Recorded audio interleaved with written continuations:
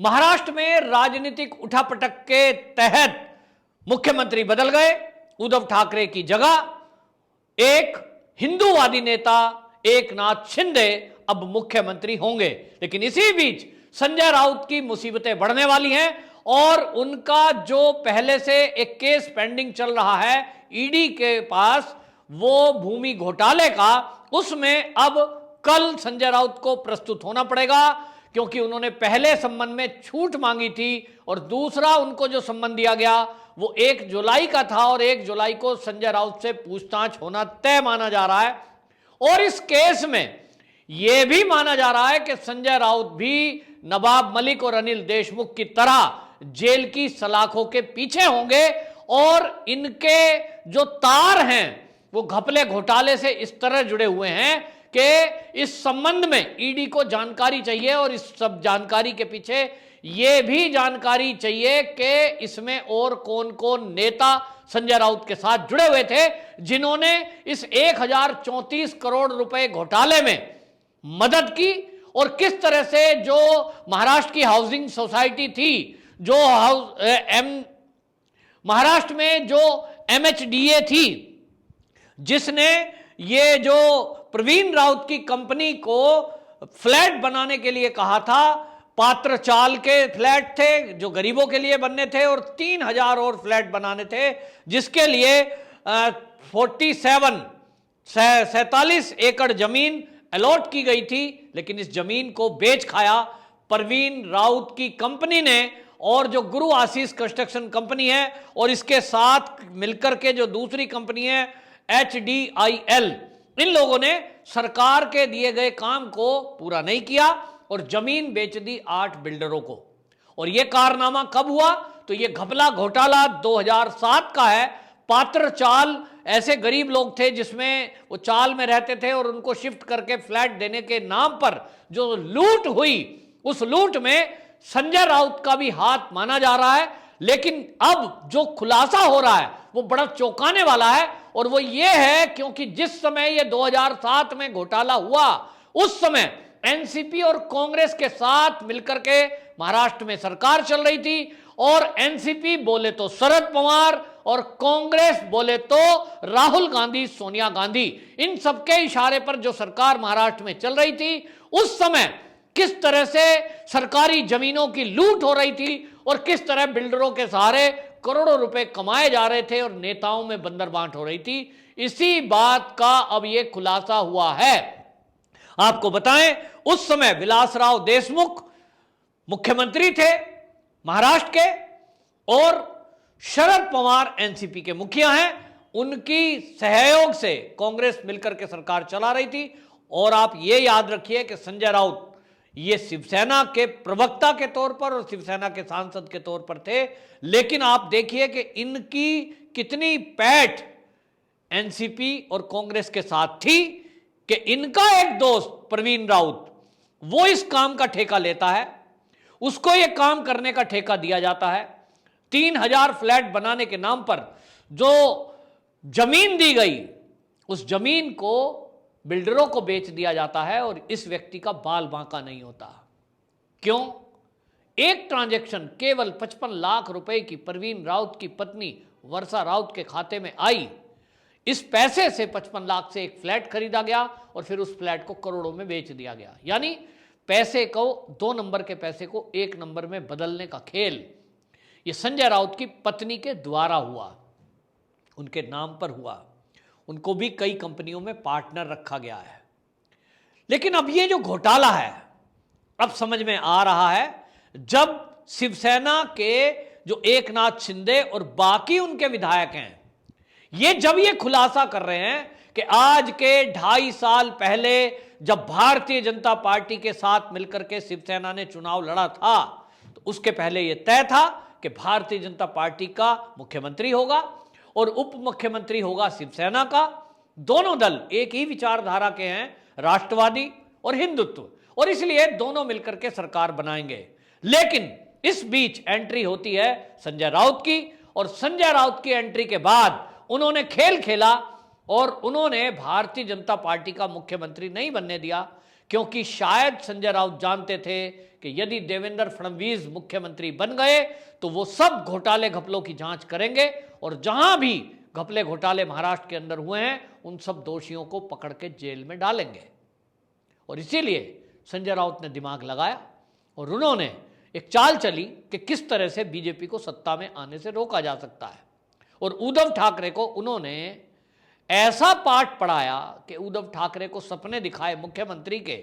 और इसके लिए आप ये देखिए कि धुर विरोधी विचारधारा एनसीपी और कांग्रेस वो भी शिवसेना को सपोर्ट कर देते हैं मुख्यमंत्री उद्धव ठाकरे को बनाने के लिए।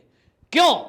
क्योंकि शायद वो दोनों दल जानते हैं, कांग्रेस और एनसीपी, कि यदि देवेंद्र फडणवीस मुख्यमंत्री बन गए तो उनका जेल जाना तय है, घपले घोटाले खुलना तय है। लेकिन अगर उन्होंने उद्धव ठाकरे को मुख्यमंत्री बनाया तो उसके ऊपर जो होल्ड है वो रहेगा संजय राउत का।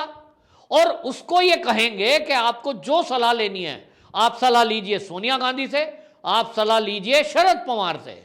और इस बात का तस्दीक इस बात से हो जाती है कि जब लाइव फेसबुक पर आए थे उद्धव ठाकरे इस्तीफा देने के पहले, आपके पास वो वीडियो पब्लिक डोमेन में है, आप उनका भाषण सुनिए। उन्होंने सबसे पहला धन्यवाद किसका किया? उन्होंने धन्यवाद किया सोनिया गांधी का। उद्धव ठाकरे ने धन्यवाद किया शरद पवार का। उन्होंने कहा इन दोनों नेताओं का मैं धन्यवाद करता हूं कि सोनिया गांधी और शरद पवार की वजह से मैं मुख्यमंत्री बना।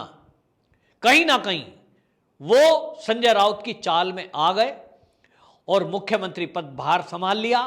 लेकिन उस सरकार में वही काम चलता रहा जो 2007 में चल रहा था। उस समय भी एनसीपी और कांग्रेस थी, लेकिन तीसरा दल केवल इसमें उद्धव ठाकरे यानी शिवसेना मिली। लेकिन जिस तरह से शिवसेना के विधायक शिकायत कर रहे हैं कि उनका एक भी काम नहीं हुआ, जनता के लिए वो अपने क्षेत्र में, निर्वाचन क्षेत्र में कोई काम नहीं करा पाए। इसका मतलब यह हुआ कि उद्धव ठाकरे नाम मात्र को मुख्यमंत्री बने हुए थे, काम सारा संभाल रहे थे संजय राउत और शरद पवार और सोनिया गांधी। और अब की बार तीनों, जो 2007 में पात्रचाल घोटाला सामने आया है, वही खेल कंटिन्यू चलता रहा। संजय राउत अंदर अंदर बिल्डरों की मदद करते रहे और इस तरह की कंस्ट्रक्शन कंपनियों के साथ उन्होंने अपनी पत्नी को पार्टनर बनाया और कहने को वो पार्टनर है, उसकी कमाई है। लेकिन अब ये कमाई कितनी है ये सब जांच ईडी कर रही है। ईडी को इन्हीं बातों के उत्तर चाहिए कि ये जो 1034 करोड़ रुपए का घोटाला गरीबों को फ्लैट बनाकर देने के नाम पर एनसीपी और कांग्रेस की सरकार के समय में हुआ था। संजय राउत जी, आपकी पत्नी को 55 लाख रुपए बगैर ब्याज के परवीन राउत की पत्नी ने दिए थे। आखिरकार क्या मैटर था, किस एवज में दिए थे? उस रिश्वत के बदले आपने क्या काम किया? क्या वो रिश्वत थी या वो मदद थी? ये सब प्रश्नों के उत्तर जानने के लिए आपको बता दूं, ईडी ने परवीन राउत की पत्नी को पहले ही बुला चुकी है और सवाल जवाब हो चुके हैं। उसके बाद ईडी ने जब ये देखा कि ये जवाब नहीं दे पाए हैं और इनकी जो संपत्ति है वो 55 लाख रुपए में जो फ्लैट खरीदा, फिर उसको 2 नंबर का 1 नंबर बदला और इस सब की जो संपत्ति इकट्ठा की, इसीलिए संजय राउत की संपत्ति भी जब्त हुई, वो कुर्क कर दी गई, जब्त कर दी गई। जिसमें आपको बता दें अलीबाग में 8 जो है प्लॉट और दादर में 1 फ्लैट, ये कुर्क हुआ। अगर संजय राउत निर्दोष होते, अगर संजय राउत ने ये जो प्रॉपर्टी है 8 प्लॉट और 1 फ्लैट दादर में अपने कमाई से कमाया होता, बनाया होता, तो संजय राउत वो बड़बोले नेता हैं कि अभी तक प्रेस कॉन्फ्रेंस करके ये इल्जाम लगा रहे होते ईडी पर कि उनकी संपत्ति अवैध रूप से कुर्क की है और सुप्रीम कोर्ट में जाते, चैलेंज करते अपनी संपत्ति को वापस लेने के लिए। करोड़ों रुपए की प्रॉपर्टी कोई यूं ही नहीं छोड़ देगा। लेकिन संजय राउत जो हर बात में ट्वीट करते हैं, हर बात में आगे आकर बोलते हैं, इस अपनी संपत्ति के कुर्क होने पर एक शब्द नहीं बोले। केवल इतना बोले कि केंद्र सरकार हमारी सरकार को दबाना चाहती है, गिराना चाहती है, साजिश कर रही है। जबकि उनके खिलाफ विद्रोह करने में उन्हीं के शिव सैनिक अंदर अंदर आक्रोश उनका पनप रहा था, क्योंकि उनकी सरकार में उनके काम नहीं हो रहे थे। आज नतीजा सामने है। संजय राउत का बड़बोलापन, कांग्रेस एनसीपी के साथ मिलकर के संजय राउत का गठजोड़ और करोड़ों रुपए की हेराफेरी, गरीबों के नाम पर, विकास के नाम पर अपनी कमाई, और इन सब का जो घपला घोटाला हुआ वो हमने 2.5 साल के कार्यकाल में उद्धव सरकार में देखा कि किस तरह से अनिल देशमुख नाम जो गृह मंत्री थे पहले, वो 100 करोड़ रुपए उगा रहे थे महीने के पुलिस के जरिए। किस तरह से उद्योगपतियों को डराया धमकाया जा रहा था, यहां तक कि मर्डर भी कर दिया। पुलिस और बदमाश मिलकर के काम कर रहे थे। नशाखोरों को खुली छुट्टी दी जा रही थी। ड्रग पार्टियां करने वालों को सपोर्ट कर रही थी सरकार। इसीलिए जो समीर वानखेड़े नाम के अफसर थे उनको परेशान किया गया नवाब मलिक के द्वारा। दाऊद इब्राहिम के गुर्गों को हेल्प करने वाले नवाब मलिक जो आज जेल में बंद हैं, उनको मंत्री बना रहे थे उद्धव ठाकरे।